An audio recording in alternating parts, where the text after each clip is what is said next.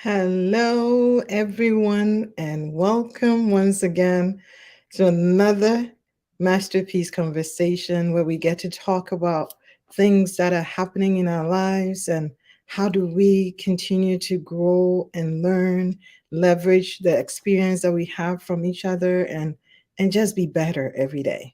My name is Tina and I'm going to be your host for today.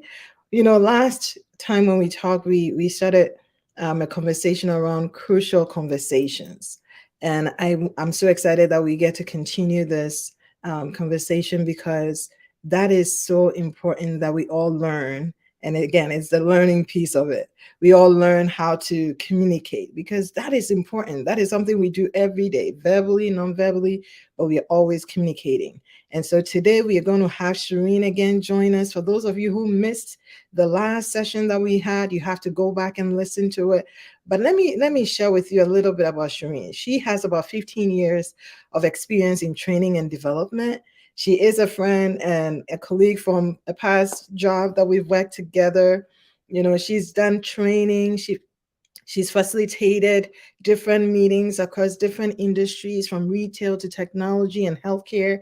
And she has high energy. We were just talking before we came on how easy it is, or it looks easy for some people to just do the things they do, but it's not that easy, but she does it.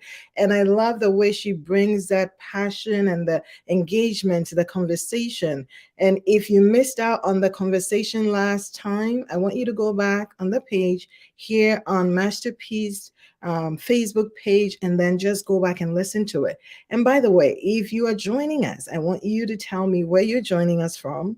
I want to say hi to you and acknowledge you and make sure that you are sharing this information with someone else. You're liking the page, you're following the page, because together I believe that we can do so much more. So let's welcome Sherene to join us again today as we talk about how do we communicate across the various generations. That's going to be interesting. But here we go. Here we go. We're going to bring Sherene in. Hi, Sherene. Hello, and hi everyone. Good to see you again. Good to see you.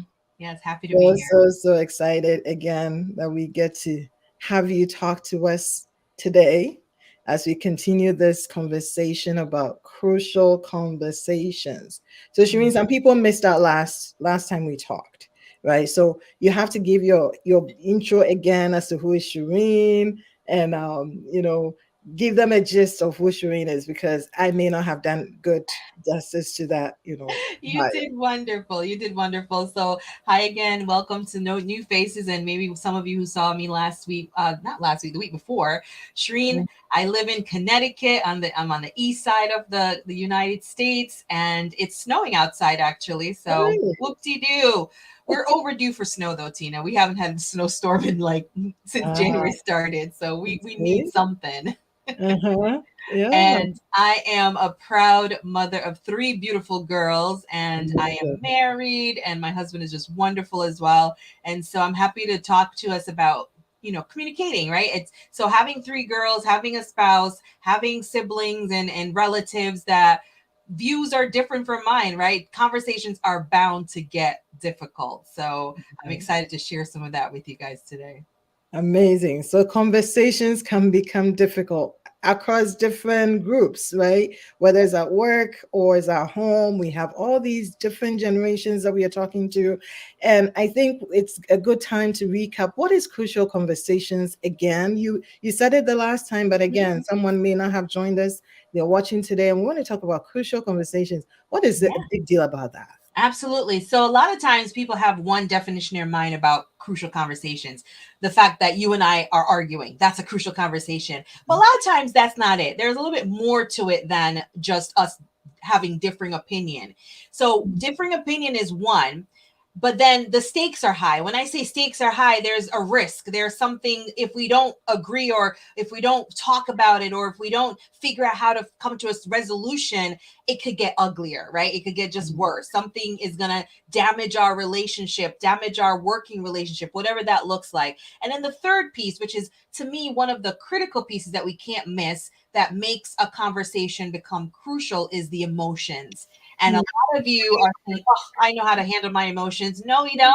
When we get upset, when we are, pushing back, that's our emotions kicking in, right? We get Mhm. this reptilian brain and we're not thinking straight anymore. I always think about, like I said last time, the Snicker commercial, right? I think you need a Snicker bar. That's what we mean by crucial conversation. When your adrenaline is pumping, you're in that fight or flight mode. And Right. so when you think of crucial conversation, those three elements have to be in place. There's differing opinion. My emotions are now kicked in. And then, there's risk. There's some high stakes here if we don't find some resolution. Amazing. So crucial conversation doesn't mean that we are in a fight, but it could be no fight, but we are still have, we can still have a crucial conversation. I think last time we talked, you mentioned something about being able to have that crucial conversation respectfully. And I Yes. thought that was huge because a lot of us get into these conversations with this passive aggression and we just want to, bulldoze our way through it and just, have the last say in it. Is that what crucial conversation is about? Just tell you my peace of mind? Nope, that's not it at all. You're absolutely spot on. A lot of times, we cross over with the you talked about passive aggressive, right? There's these four styles of communication, and Hmm. we fall in one of those buckets. And sometimes we dabble in all of them, right? So there's the passive communicator. Again, these are the styles of communicating, not the person. We tend to Right. always attack the person, like, oh, you're so aggressive, oh, you're so passive. But it's the way in which I am choosing to communicate with you at that moment, because later on that day I could be a different style, right? Right. So the four styles is passive, passive aggressive, aggressive, and then assertive. We Mm, encourage people to be assertive communicators. Why? Because assertive communicators embodies what Tina just described, that respect piece. If you're an mm, assertive communicator, you're going to respect your rights and you're going to respect the rights of the other person you're talking to. You're not going right. to be belittling the person. You're not going to talk down to them. You're not going to be yelling and screaming because you wouldn't want that for you. So you're going to approach these conversations, as Mm, difficult as they are, with a sense of respect and honesty. And a lot of times, Tina, people think that they can't do both. Well, I'm just going to go in and I'm going to tell them what I think.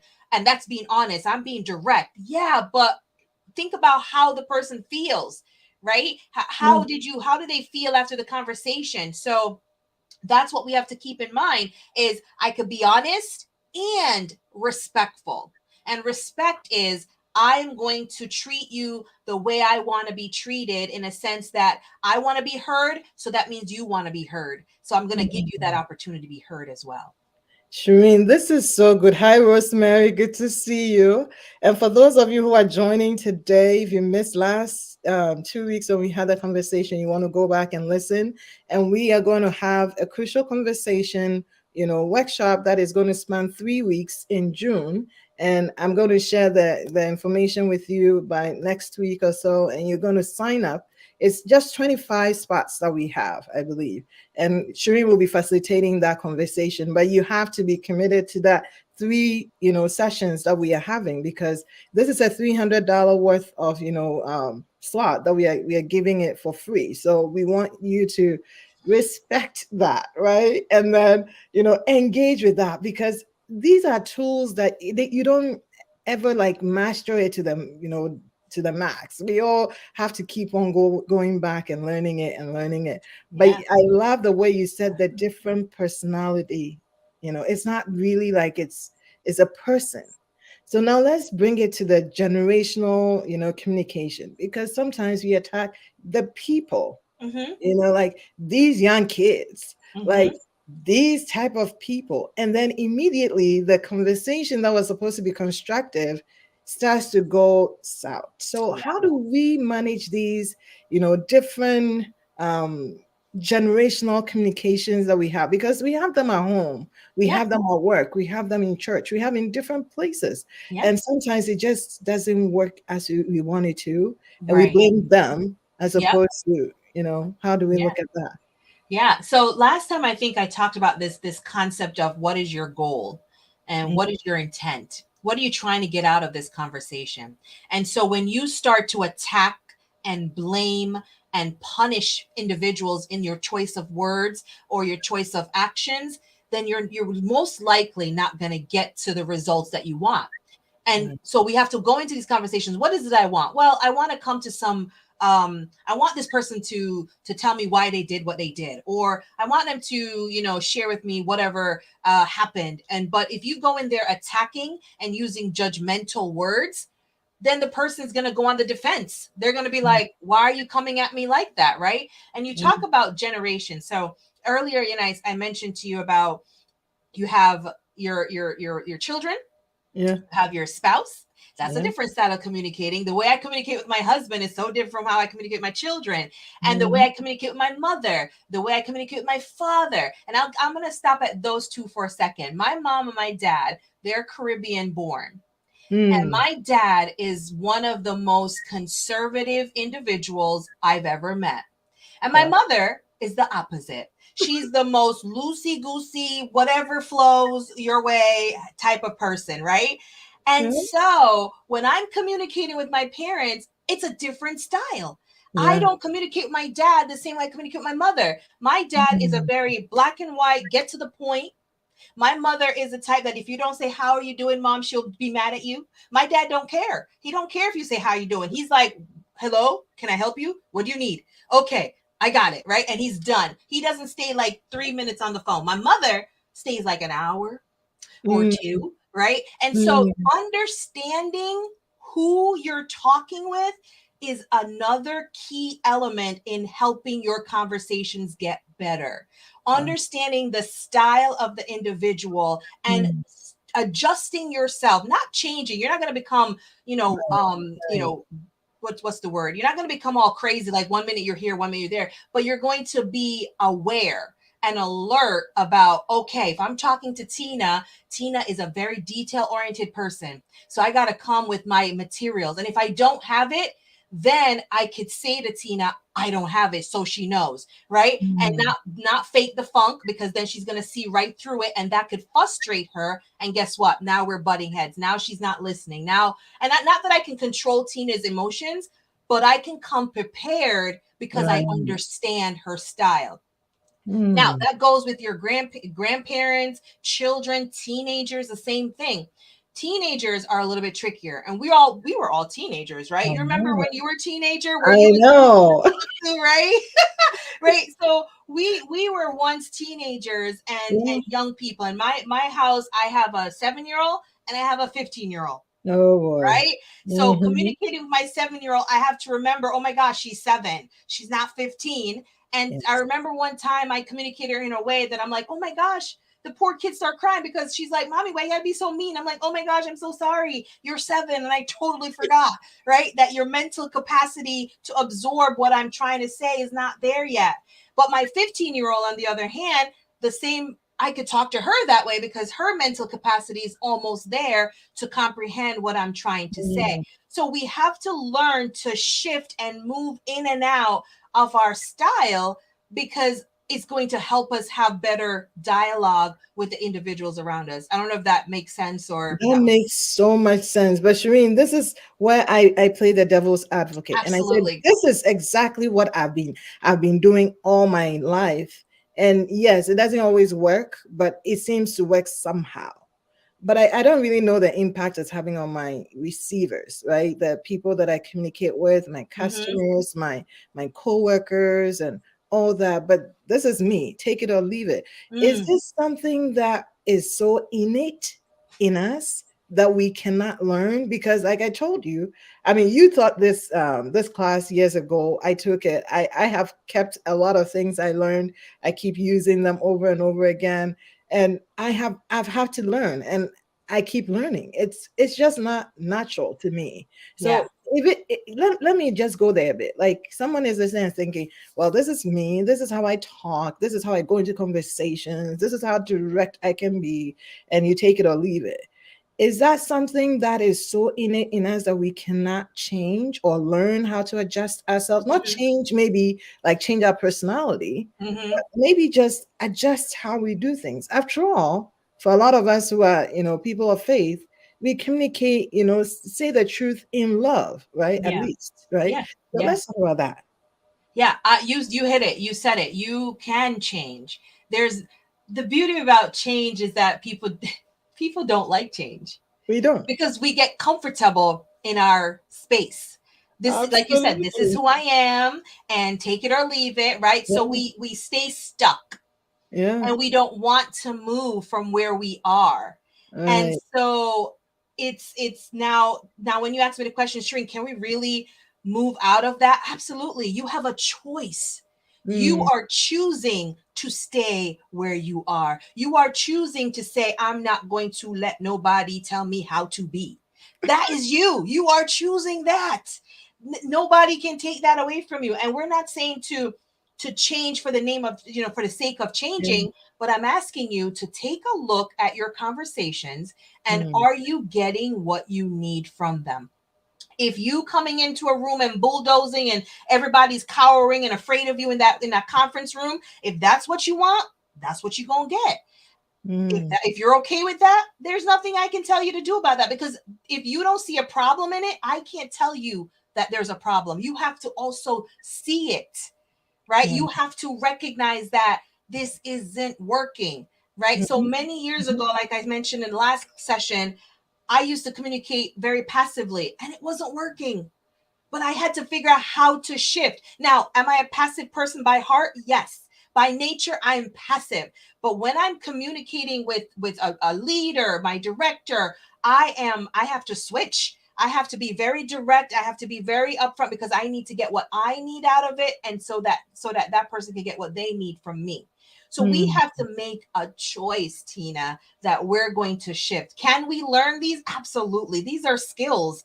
These are not something that you're either born with it or you're not. You can learn these. You can adapt these. You can incorporate these in your day to day. You can choose when to use these skills. That's the beauty about it. You don't have to overall and change your whole personality. If you're going to be this personality, you're going to be this personality.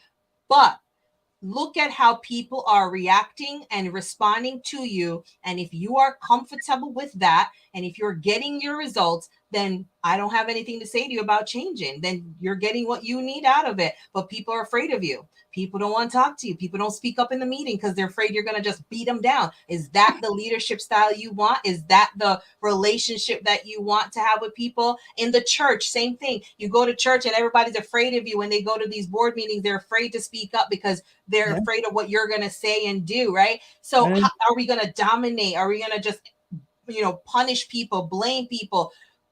What relationship do you want with folks? And the part that you said about we season it with love, right? When we give these tough messages, we use that sometimes as a crutch, and we're really not seasoning it with love. We say, I'm going to give you this in love. No, you're not. No, you're not. Because Mm. why? Humans, we're human. We can read people's intentions. I Yeah. could tell if your intentions are for me. I could tell if your intentions are good or bad, or if you're about to just stab me in the back or just try to undermine me or whatever that looks like, right? Yeah. So we have to be genuine. And where does genuine start from? Here, me. I have to Mm. learn to be genuine and come from the heart, and not just by words, but come from within. And you can Mm. only do that, if we're going to stay on this topic of faith, if you have Jesus in you, right? You got to Right. have love in you. In order to give love, you got to have love in you. Amazing. Amazing. I love it. I think this is so important because sometimes people just go with this excuse of, oh, this is who I am. Yeah, This it's a is crutch. this is, I mean, this is how I've always done it, Yeah. but is it working? Right? So Is if it you can, working? You have to ask yourself, is it working? is it working? Is it helping people to tell you what you need to know, Exactly. about yourself, about what you're doing, about how you can do this better? Or is it making Exactly. people just tell you what you want to hear Exactly. because they don't want to get your, all the things that you will come up with if they were to tell you the truth? So I Exactly. think that is so important for us to be, Yep. self-aware enough to be able to honestly have people tell us the truth. Yep. But talking again about the personality types and how we communicate, our communication styles, I think it's going to be a lot of work for some of us who are feeling like, okay, this is how I talk. Now I have to figure out how Shireen communicates, or how my daughter does things, and how this person does that before I even talk to them. Yeah. I mean, how do I do all that in just It's that so split moment? it's the work up front, right? It's investing the time to get to know people for who they are. A lot of times we're so self-absorbed that we're only thinking about me and my needs. And we Nice. live in a world that is like that. Now, all the stuff I'm telling you today isn't going to just change overnight, right? No. It takes time, and for us to get to a place where we want to genuinely have these conversations with folks. So, yeah, it's going to take some time for you to get to know that coworker a little bit better. And if you're in, and if you really want it to work, if you really want to make, sometimes we're in an office environment and we realize that everything is falling on me, and oh, why am I the one always doing stuff, and why is this person not doing their part, right? Mhm.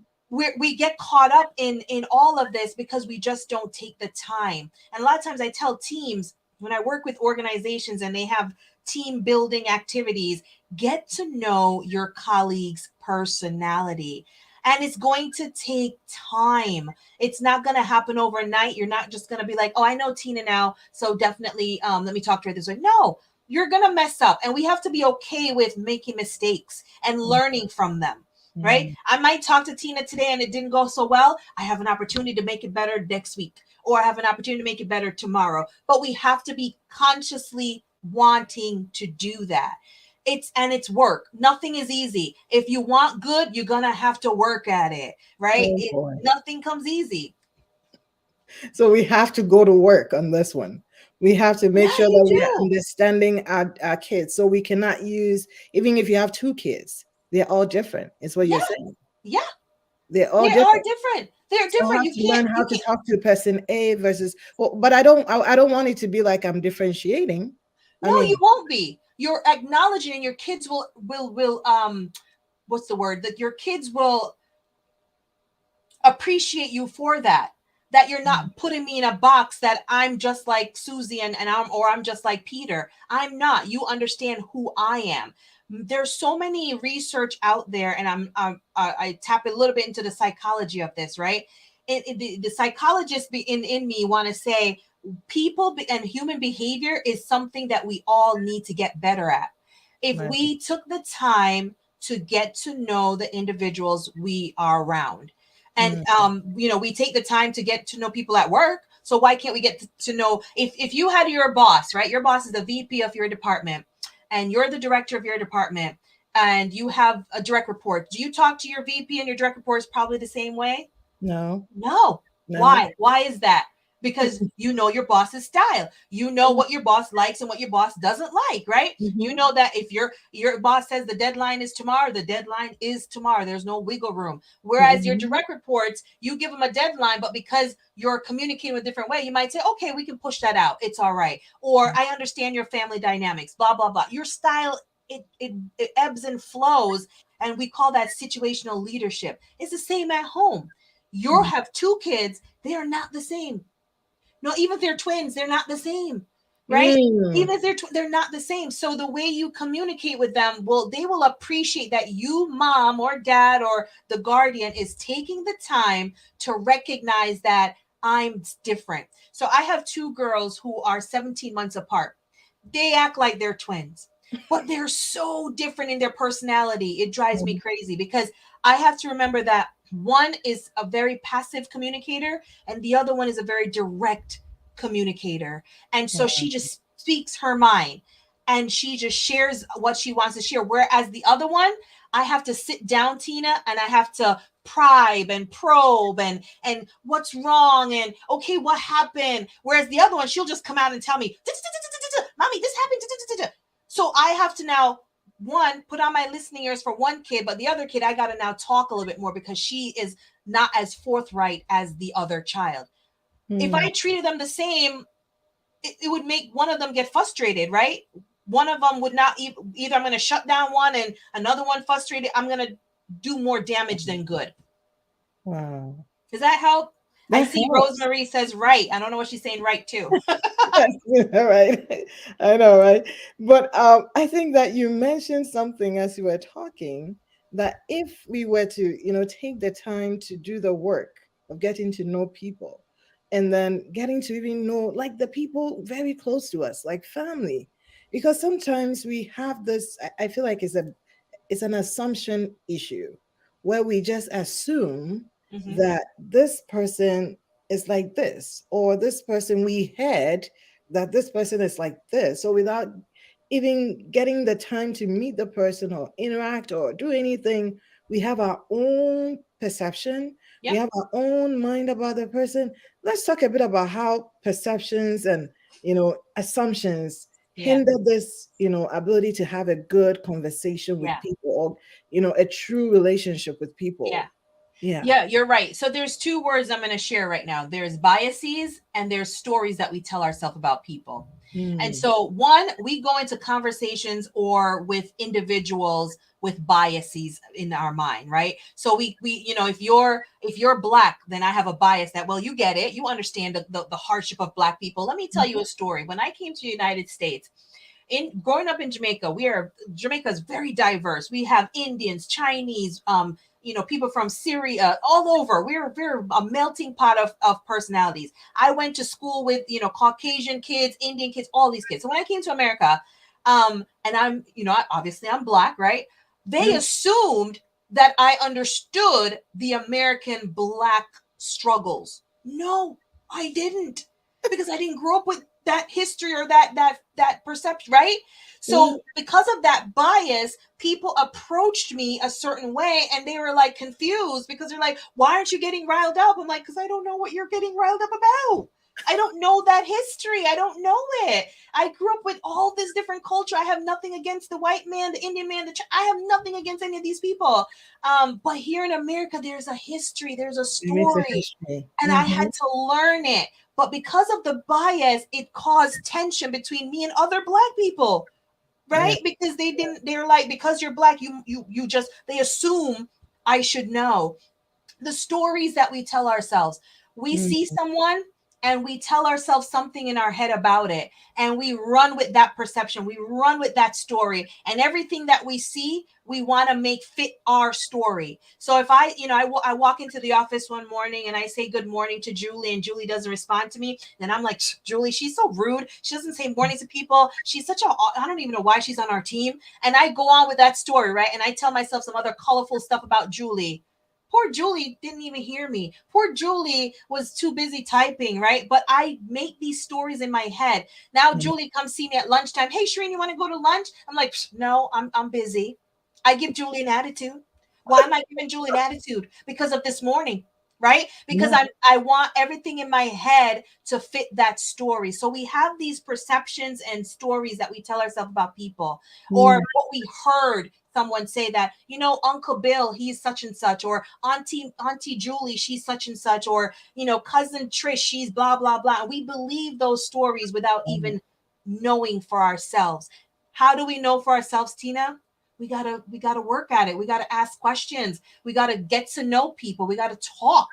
We gotta just, and to me, going with that curiosity, like, hey, Tina, I noticed that I don't know, you like to eat shrimp and pasta together.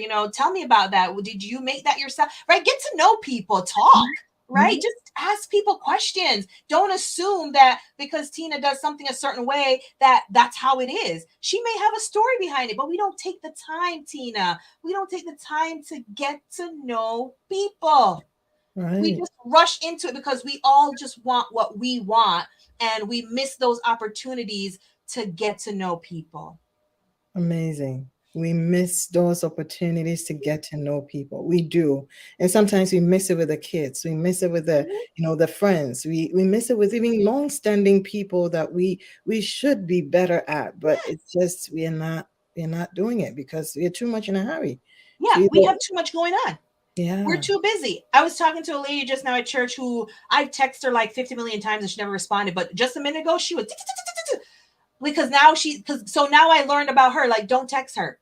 She's an in-person communicator. She's not a texter. And so I just learned something new about her. So I guess what? I was telling myself a story about her. I was like, she's so, gee, she can't even respond in text. I texted her like 3 weeks ago and she still didn't respond. And now I'm getting mad and an attitude. And when I saw her, oh my gosh, she was just like, can't stop talking. I'm like, okay, Sherene, don't text her ever again, because that's not her style. That's just not Yeah. who she is. But then you have people who they love when you just communicate to them in a certain modem, right? Whether it's Right. text or email or pick up the phone and call. I have one friend who's like, don't text me, pick up that phone and call me, right? So Mm, if you get to know your friends in that manner, it's the same work that you put in, right? You had your friends since college, since, or if you made new friends in your job, you got to know their style. Well, it's the same work that you put in when you got the job to get to know people. It's the same work you got to put in for your family, for your friends, for your neighbors, mm. or everybody else. But we just don't do it. We don't put in the work. That No. is so true. Because as you're talking, I remember a story I used to say in college. I had this lady that I really admired, and she wore, glasses. And several times I'll pass by her and say hello, and she would not respond. So I'm like, okay, so what's happening? Why is she not responding? She doesn't like me. You tell Yeah, yourself all these stories. And exactly. then one time we are in the same space together, and I think she was just chatting away. And so I had to be courageous enough to say, you know what? I've seen you several times. I've said hello, and you never saw. And she said, no, it's because she's either far-sighted or nearsighted, one of them. And normally when you come that close, she doesn't see, so she may not even have. I was like, oh, Oh, yeah, yeah, you know. exactly. Exactly. But this We is do like, that, but we tell ourselves a story that you don't, like you said, you don't like me, but the poor lady probably didn't even hear you or see you, right? no, Had nothing to do with you. Half the time, some of the stuff that we get mad about had nothing to do with us. had nothing to do with this. That is so true. So now, if we are really thinking about, the communication styles that people have and the work we have to do, sometimes we know that this person is not really a text person. So this is where we get into the, generational, challenges, right? Hmm. So we know that our kids are now more into the text than they will be in the in person. I was just telling you, someone is right here, and the person will text the next person and say, hey, did you put this? I'm like, just get yourself and go see the person. But what about the challenge that we have with, maybe you want to talk to this teenager, but they just want to text? Yeah. Is there a way we can balance that? Like, I know this is your style, but there is also a way to do things better. Yeah. How do we Yeah. And do and that? I want you to be cautious with the word better, because to them Okay. there's nothing wrong, right? Mm, So when mm, you approach the individual, and one of the things is actually articulating what you just said. You yeah. could say, hey, I noticed that you prefer that if we communicate via text. I struggle with that. Make it you. It's not about them, it's you. I struggle Mm, with that. Can we sometimes not use text and maybe communicate once in a while via, in person, just me and you sitting on the couch chatting for a little bit and get their agreement? But make it you. Don't make it like it's wrong. That's something, oh my gosh, why do you always use text? Why can't we talk another way? Can we, geez, you're always on your phone, right? Not attack them about their mode of communicating, but expressing what you would like, and say, I right. understand that's your style. I get it. But maybe once in a while, can we do this via in person where we don't use the phone and just me and you just sit down and talk, right? And they could be like, sure. Especially with the young people, they're probably just sure. They'd give you a sure. They're like, sure, mom. Yep, Mm, absolutely. And then you find that one time. Now, you as a mom, don't overdo it, because you mm, know that their style is majority of the time is text. So maybe once in a while you hold to that commitment that I'm only going to try to communicate with you face to face once in a while, not every day, not every time you talk to me, because now you're violating that. You're not respecting their choice. You said you were going to talk to me just once in a while, mom, because I've done that with my daughter. She's like, mommy, you said you're going to do this, but you didn't do it. wow. And I'm like, oh, you're right. Because I forgot. I'm human. Please forgive me. And she's like, okay. Right. And so I have to remember to respect what I said, what I'm going to commit to.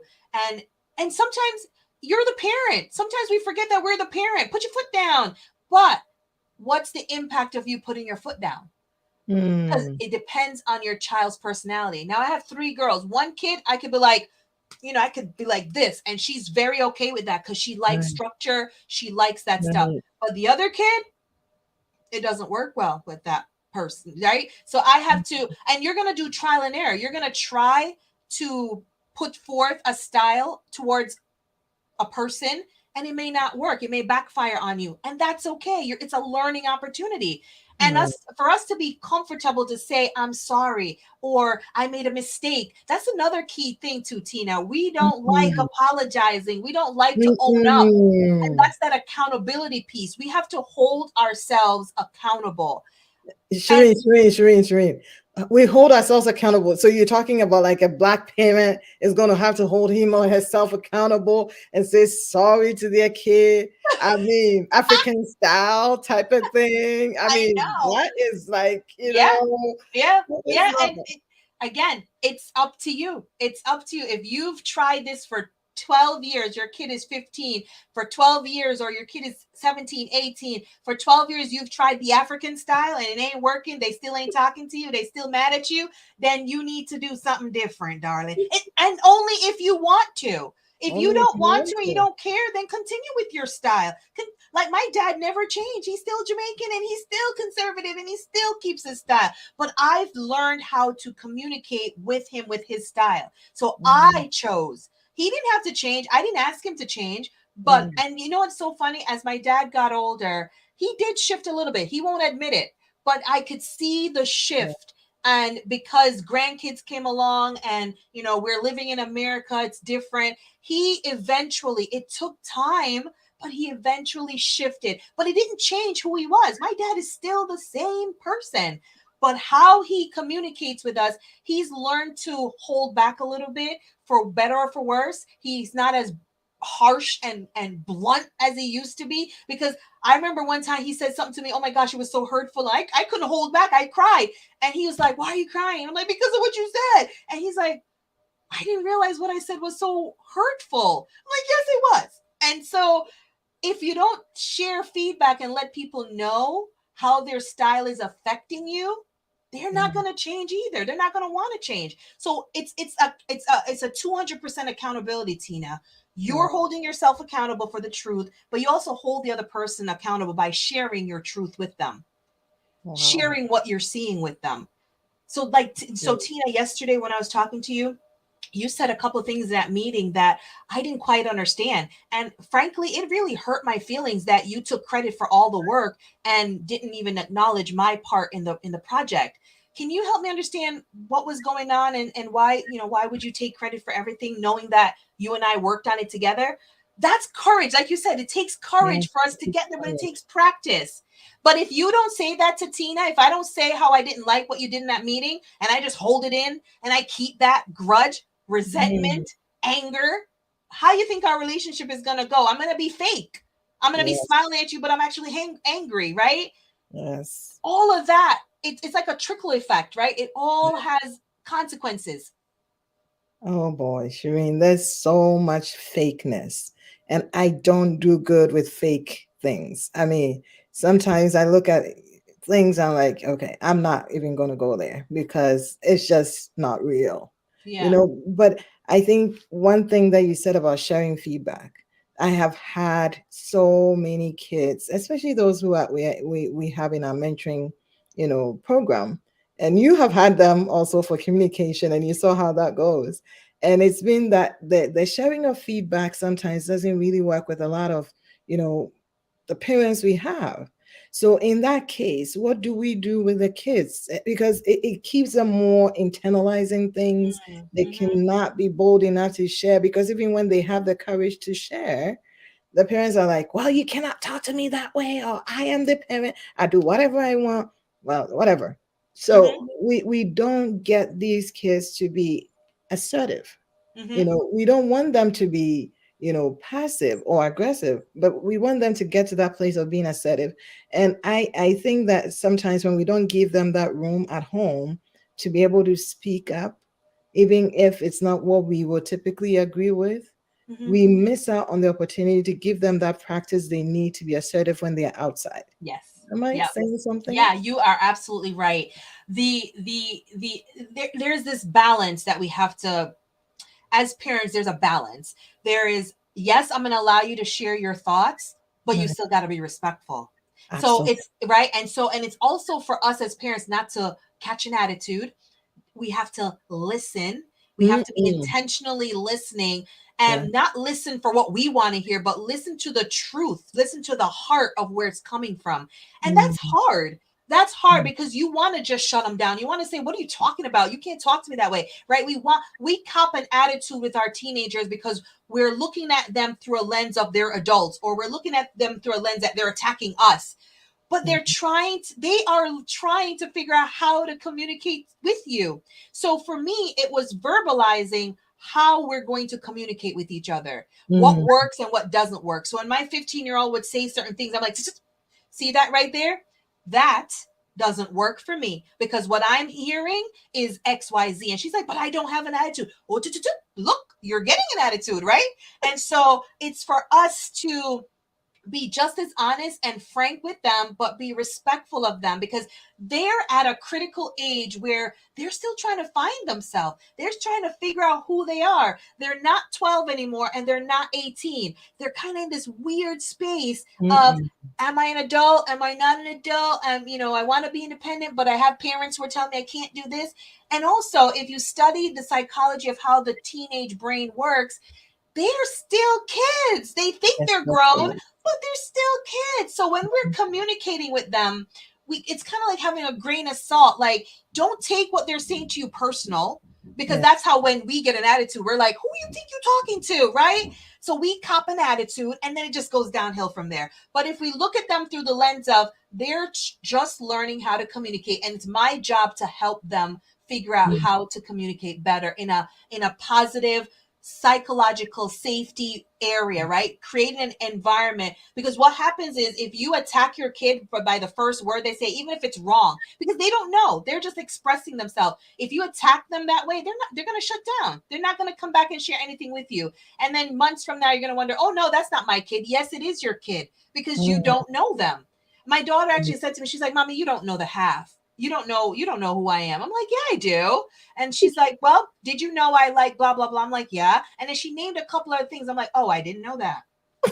Right? So I've had to be intentional, Tina, about spending time with my daughter and Mm. actually asking questions and getting to know her more, because she's not the 12-year-old that I knew anymore. She's not the 13-year-old that I knew. She's the 15-year-old almost woman, right? Today Yeah. we went to church and she dressed and I was like, "Oh my gosh, look at my 15-year-old. She looks so grown." Right? And so I have to come to reality and say, I'm not your friend. I'm not your best friend. I'm your mother. But at the same time, I want her to be expressing herself too and Mm. not keep stuff hidden. But we weren't Amazing. raised that way, Tina. We were We weren't raised not. that way. From the African culture, the Caribbean culture, we were raised to be seen and not heard. Absolutely. Right? So now you have this Jamaican parent who is saying, well, I'm kind of stuck. I want to see you, but I don't want to hear you. But I'm in America, and America Yeah. is different, because if we stifle their creativity and their innovation and their them talking to us, we run the risk of raising children who may harm themselves, may Mm. harm others. We run that risk. Now, I'm not saying that all cases that is true. Don't take that the wrong way. We have to work a little bit harder to get to know our children. We just have to put that work in, and it's gonna Yeah. be hard. It trust me, I've had tears nights where I've cried with my 15-year-old. She's cried, I've cried, because we're just like not figuring it out, right? My husband gets involved and he doesn't cry, but she's crying because dad doesn't get it. And they remember, we were teenagers, and I think I said Mm. probably the same thing. You guys don't understand us. I And I know. heard my daughter say the same thing. You don't. I'm like, oh, dang it. I was trying to avoid that phrase, right? But I feel like every parent's going to hear, you don't understand You us. don't understand. Yeah. And we don't. We don't. They're living in a different world. They Yeah. have so many they get exposed to, and Yeah. so much going on in the schools, and the things they Yeah. hear, and the things they're under pressure. And it's like, okay, well, just get over and done with. That's Yeah. fine. Just make your A's and you're good. Yeah. But let me give you this caveat, Tina. You can put the work in. I don't want people to go in and have false expectations. You can put the work in and still don't get the results that you want. I want Mm. people to be very honest with themselves, because there are relationships that just it just doesn't work. Right? And I'm not talking about just your kids. I'm talking about your friends, your relatives, even coworkers. You could show up at work, and no matter how much you smile and how much you greet people, there's just this one person that is just not gonna click Work to out. you. They're just not gonna click. Right? I was at a restaurant last night, and a couple sat down, an older couple, and the husband, or I'm assuming he's the husband, he was talking, and that wife, she looked at me like she could cut me in two pieces, like, why are you even sitting next to us, right? I didn't take it personal. Why? Because I'm not going to let her ruin my day. So we have a choice. Going back to, we have a choice. You can Choice. choose to allow people to ruin your day, or you could just move on, right? And she wasn't Mm. like, my daughter is the one who told me afterwards. My daughter was like, "Mommy, did you notice she was looking all mean?" I was like, "Because she's probably just not a talkative person like her husband." But her husband was chatting it up with us, telling us about Disney cruises and all this stuff. And he's like, "Are these your kids? Are they?" And he was so jovial, personality style. But I didn't engage with his wife because she didn't look like she wanted to be engaged with. So I Right. left her alone. So I say all of that to say there's some battles you're not going to win. And I Mm. want us to be realistic about that. Don't walk into a situation thinking that, all right, I'm going to be my personality. I'm going to come in here smiling and everybody's going to love me. No, no, it ain't going to happen. Not everyone will like Not you. everyone's going to. So you can put the work in, but I don't want us to set ourselves up for failure, to think that, Mm. well, I did what Sherene said. I put the work in and my kid still doesn't talk to me, or my relative that I wanted to, my cousin doesn't talk to me. Sometimes we just have to figure out that this is where it ends, and it's okay. But we have to become comfortable with that. We Mm. have to become okay with the fact that not everyone's going to like me. If you walk around the world thinking that just want to please people, that's a challenge. You're gonna stress yourself out. You're gonna get burnt out. Right. Right. But I think even in that circumstances, you know that you put in the work.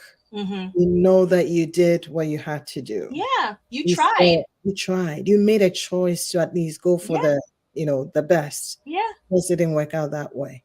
just So didn't. yeah, it's just one of those things that, sometimes we don't even do the work at all. Yeah, And then we still feel like, oh, we didn't get what we are yeah, supposed to get. But well, we're not ready to put in the work. This is yeah. work. It's just Crucial work. conversation, having even a normal conversation is work. It is. We just have to make sure that we are putting in the work. Again, coming from where we are all coming from, different people living in the diaspora, just trying to figure out things for our own selves. And even then, now we have kids or people who also look up to us. We have to know that we have some work to do. So, I mean, we are up at the top of the hour. I don't see any questions for you. Just people agreeing and saying, okay, these are battles we're not going to win. Um, you know, I'll work a bit harder and everything. But what are some of the nuggets that you will leave us with until we get to June, that we can come in with all Yeah, our questions and join you on the crucial conversation workshops? What are some of the nuggets that you will leave us with as we wrap up on yeah. crucial conversations for this month? Be patient. Mm. Be patient with yourself. Be patient with the individuals that you're communicating with. We Right. are all on this journey together. And Mm. some of us are just a little further along. So Right. I might be at mile marker 2, but Tina, you might be at mile marker 5. And so we have to understand that it's almost like if you don't mind if I just use the faith for a little bit. It's like Oh, the Christian journey, right? We are right. all babes in Christ, right? But some of us have been drinking milk a little longer, right? And some of us have been walking and Right. talking, and then some of us, we fell down and we got to figure out how to get up, and we haven't figured out how to get up yet, right? Yes. We're still down there, so we have to be kind. So Mm. be patient with ourselves and others. Be kind to yourself. Give yourself some the opportunity to grow and learn from the interactions that you're having and your day to day. Just don't just get up and be like, oh, I'm just gonna give up today. No, it's a journey. It's a journey. It's not a sprint. We're not Usain Bolt. We can't run that fast, right? So we gotta slow down. Some of us gotta slow down. Sometimes it's gonna. And what I think about people, like, we want things now. Of We're course. in a generation and a culture of the now. They're not. And if I can't figure it out now, then something Forget must it. be wrong. Mm-hmm. And so I would say to people, just again, slow down. It takes time. You didn't learn how to, walk overnight. It's a process, right? it's Process. it's it's a process that we have to go through. Not, I shouldn't say have to. Most of us go through it. There's some people, Tina, who are just born natural. They're just so good at communicating. Mm-hmm. Everybody understands them. But there's some of us who, I don't get it, and I need to learn. But we have to be open to learn. If Open. we are shut down and don't want to learn, then we're not growing, right? If we don't want to come out of our comfort zone, I forget, there's a quote, I forget exactly how it goes, but it says there's no comfort in the growth zone, and there's no growth in the comfort zone. Let me say that one more time. Absolutely. No Absolutely. comfort in the growth zone, because if you're Mm. growing, it's gonna be uneasy, it's gonna Uncomfortable. feel uncomfortable because it's Mm. new.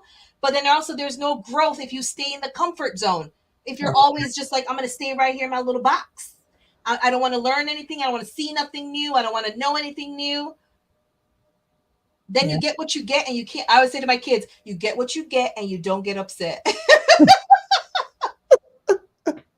Yep. You don't get upset. That's exactly what it is. You know. Yeah. Well, but thank you so much, Sherene. You have shared so much with us. I feel like this is a whole, I mean, it's a whole meal that you have to sit back and just take yourself through it. Again, think more in terms of yourself Mm-hmm. and what you can control Mm-hmm. and how you can control yourself as Mm-hmm. opposed to the other person and attacking someone else. And it's not really the person, it's how they communicate. Yeah. You Yeah. know, that is so important Yeah. because in the moment you're just thinking about how annoying this person is and how you should just tell them whatever you want to tell them, Mm-hmm. as opposed to thinking about this is their communication style. It's a This is style. Yeah. how they know, to talk. But I can, even give them a better reflection of what they are trying to say. Like Yeah. this morning, I was telling my one of my girls as I was taking her out, she's like, "Open, can you open the door for me?" And I said, "Well, that it works, but it sounds more like an order than it is someone who needs a favor, right? Yeah. But if you were to say, can you please open the door for me? I think Yeah. that is a bit more easy. And she's like, well, but that's how I talk. I say, yeah, that's why I'm saying I get it. That's how you communicate. Yes. But I wanted to help you make it better because then other Yes. people can help you when you ask for things to be done, Yeah. as opposed to, can you open the door for me? Like, Right. yeah, but Yeah. it's still not there. Yeah. Yeah. And it's a work in progress. Like, It's right. a I work said the in same thing to progress. my 8-year-old. She's like, can you tie this? And I'm like, excuse me? And she's like, oh, can you please tie this for me, mom? I'm like, absolutely, I sure can. Right. Right. And so we have to help them help themselves. Right. And right. And so, and we have to role model the behavior. So if she's constantly, your daughter constantly hearing you communicate that way with your spouse, not saying please or thank you, then that's how she's going to communicate. And Mhm. because that's what she's hearing outside of the home too, right? So if Right. we model the behavior as much as we can, and again, we're gonna go back to church. You're gonna win some, and you're gonna lose some, right? Right. There's some Right. people who are gonna say yes, and there's some people like, you know what, that's not for me. So you Right. can role model it, you can teach, you can talk.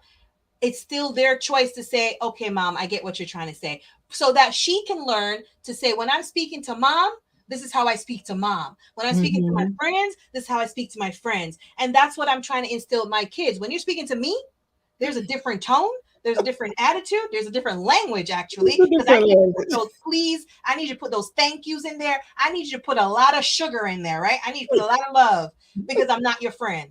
And so I now have to make sure when I'm talking to my husband in front of them, I'm also putting the sugar and the love, because they're listening.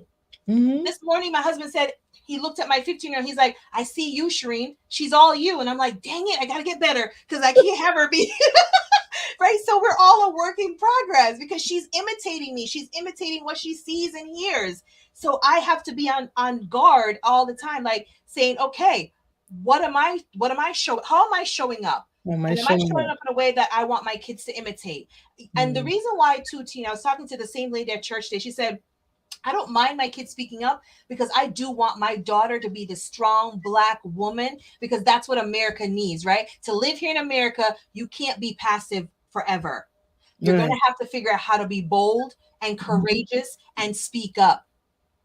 So how Right. do we do that from the, like you said, it starts from the home. So I That's have to show my three beautiful black girls that they're strong, they're beautiful, they're courageous, and they got to love themselves, and that starts at home because when they leave here, I don't know what the world's going to show them and do to them, but if they have that confidence from home, I've done my job. awesome. Awesome. Hey, I think we are up at the top of the hour. Thank you. Thank you again for staying with us, Rosemary. I see you. Everyone who joined, dropped off, came in. Make sure that you go back and you listen again to this conversation because, again, like I said, it's not one of those that you master it at the first. You have to listen, practice. And if you did not you get the announcement at the beginning, we are having a 3 week workshop with Sherene in June. I'll share the dates with you and the sign up. And we have only 25 spots. Okay. But it's a great time to come in and just, take this as a whole course. It's actually a course that you have to do over time, but we have it for 3 weeks and it's going to be commitment from you to just say, I want to learn. I want to be better. I want to show up better. And I want to do what I can to be a better parent, a better worker, whatever it is that you're working on. Okay, so thank you again, and we will share that information. Make sure that you join and you're part of this conversation because I believe that you will gain some tools that will help you to really learn how to communicate, no matter where you are in life. It's always Absolutely. something you can learn. Until we see you again next time, have a great rest of your afternoon, evening, and we will talk again soon. Bye. Bye.